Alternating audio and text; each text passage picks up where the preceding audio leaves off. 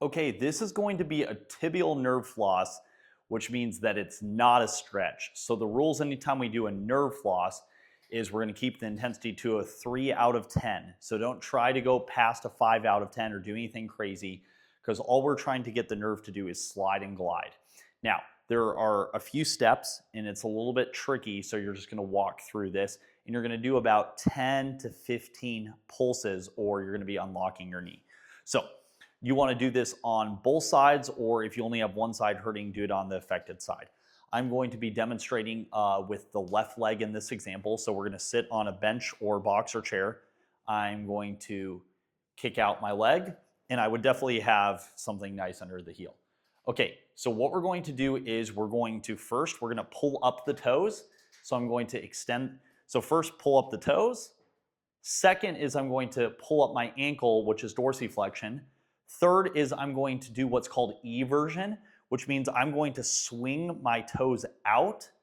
So that's eversion. One more time. Extend the toes, extend the ankle or dorsiflex, evert, which means toes out. Then we're going to hold that, so you're keeping toes up, ankle up, eversion. Then we're going to turn our hip in, which is internal rotation. I'm going to pull the hip over. So we're going to go through that again. Lots of steps. So toes up, ankle out, internally rotate the hip, move the hip in. Then I want you to get tall, and then I want you to hinge over at your hips. And you should feel that in the ball of the foot, the outer calf, behind the knee.